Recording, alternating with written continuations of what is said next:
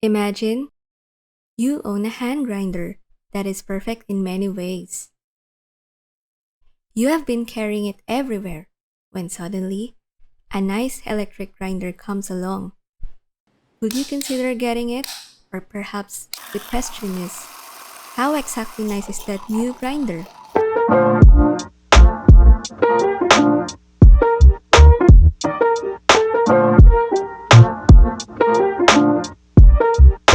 As a disclaimer, I am not a professional coffee expert, but my interest in coffee began almost a decade ago when I started working in the tech industry. Initially, I didn't pay much attention to brewing techniques until the pandemic hit and a stone stuck in my grinder. That incident motivated me to focus on enhancing my home brewing experience, prompting me to switch to different coffee beans and upgrade my old coffee equipment. As the world gradually reopened, I began exploring specialty cafes, attending events, and participating in workshops. I also explored specialty coffee from different locations outside my home country, broadening my palate and enriching my experiences. Essentially, I'm just a passionate home brewer, striving to improve my brewing technique.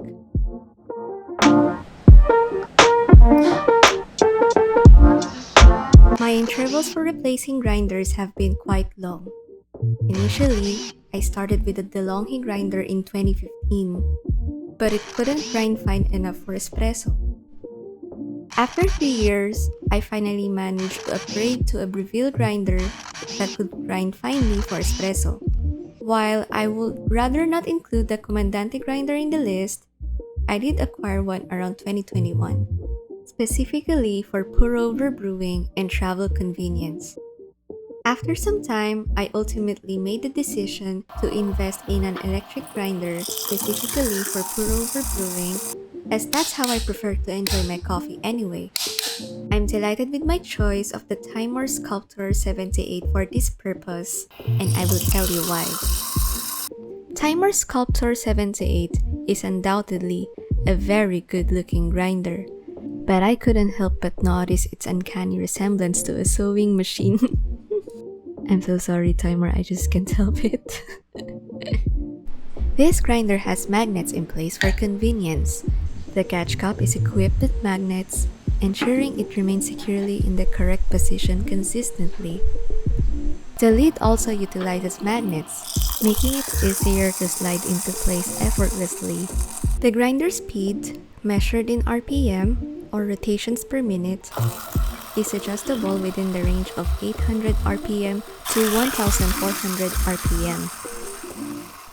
Today, we will test this grinder by cupping 3 distinct coffees, light, medium, and dark roast profiles, while comparing each one at various RPM settings, including the Comandante grinder. Our aim is to conduct a blind test using coffee samples from the Comandante and the SCULPTOR grinders. I will use the Comandante as a reference for the desired grind size and try to achieve a similar grind size with the SCULPTOR.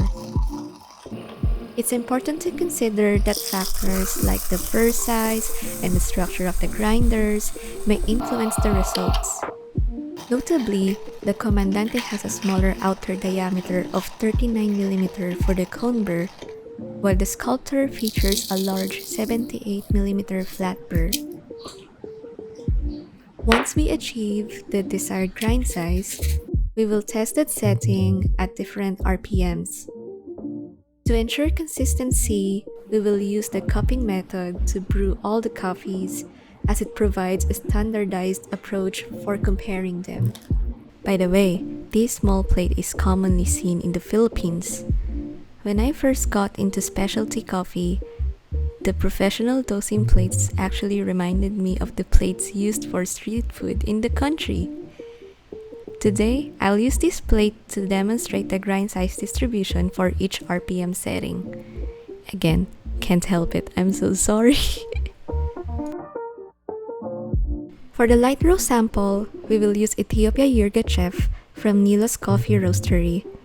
I will set the Comandante grinder to 24 clicks, which will serve as a reference for dialing in the SCULPTOR since I'm more familiar with the Comandante. With the SCULPTOR, I will use a grind setting of 11.5. However, it's important to note that this setting may vary for other coffees based on the bean's brittleness and post-roast age. The water temperature will be set at 94 degrees Celsius. I prepared 2 samples for each grind. Pay close attention to how the distribution varies at different RPM settings. Okay, so this is so unexpected, but I only noticed the difference in grind size distribution as I edited this video. It seems I might have used a finer grind setting for my SCULPTOR samples, so please bear with me as we delve into the differences between the two grinders together. I'm so sorry. Higher RPM settings tend to produce more fines in your grounds. The dry aroma is fairly consistent across all samples. While it may not be very noticeable to the naked eye, the difference will become more apparent once you taste the coffee. I decided to remove the second sample for 1400 RPM because the water didn't reach the rim of the cup. To ensure an objective taste test, my sister will shuffle the cup samples for me. During the blind tasting, I correctly identified the order of the samples. I noticed that higher RPM grinds had more sweetness and clarity, while lower RPM grinds tasted dull. It's important to note that these observations reflect my personal preference as a non-coffee professional who tends to enjoy sweeter cups.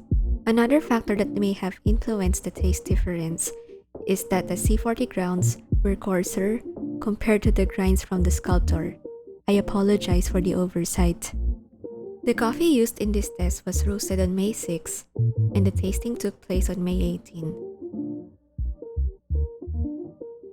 For the medium roast sample, we used a Colombia Santa Monica Habi coffee, which was roasted on May 13 and cupped on May 18, with a 5-day interval.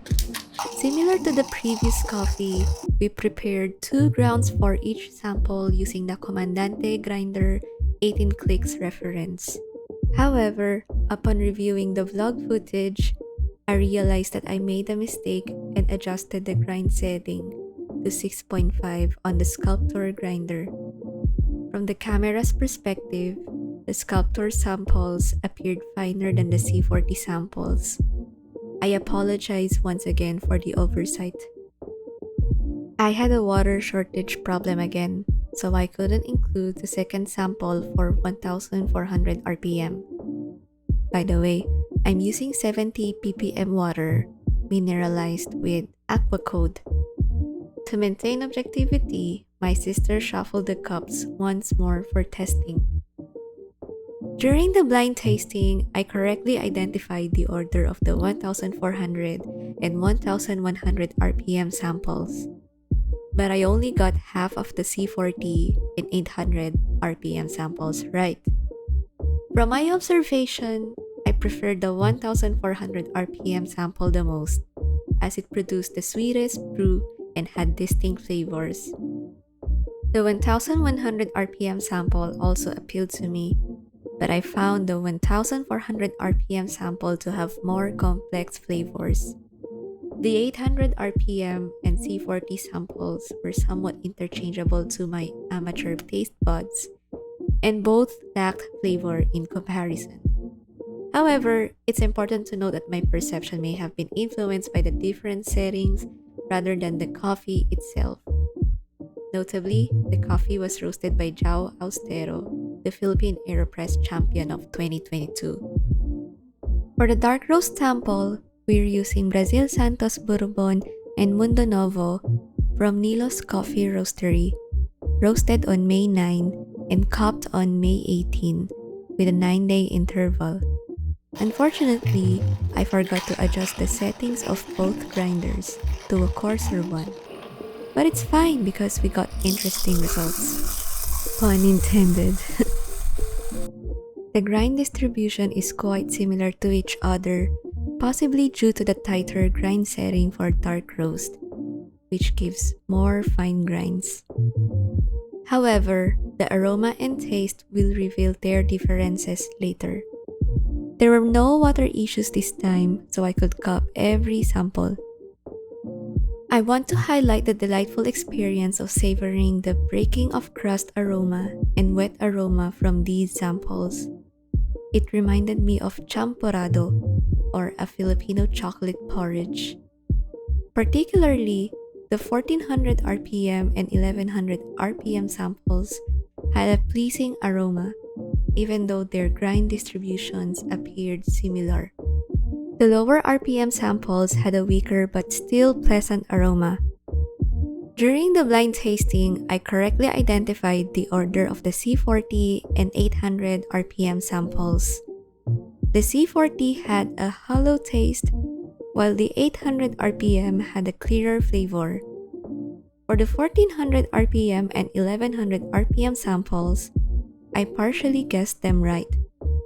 But as I continued blind tasting after they cooled down, the 1400 RPM developed a sudden astringent taste, while the 1100 RPM remained sweet and creamy.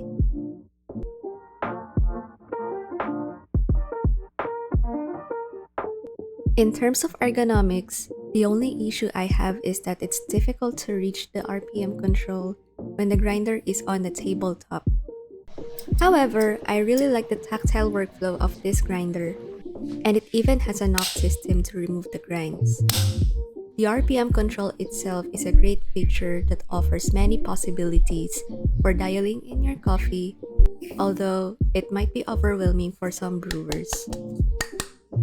While the Sculptor performed better in my blind tasting, I don't want to discredit the C40 grinder, as it's possible that I just didn't dial it correctly. However, the Sculptor offers more potential due to its RPM control alone. Would I recommend this grinder? Absolutely, especially if you enjoy filtered coffee or need it for cupping. If you currently only have a hand grinder and are considering an electric grinder, this is an easy recommendation. Even as an enthusiast without an electric grinder, I would recommend this. If you're looking to upgrade from your current electric grinder, this is a solid choice, especially considering the price and the RPM control. However, if you're on a budget and just starting out, I suggest starting with a hand grinder. Remember, no matter how great your equipment is, if you have bad coffee, even the most expensive grinders won't give you a delicious cup.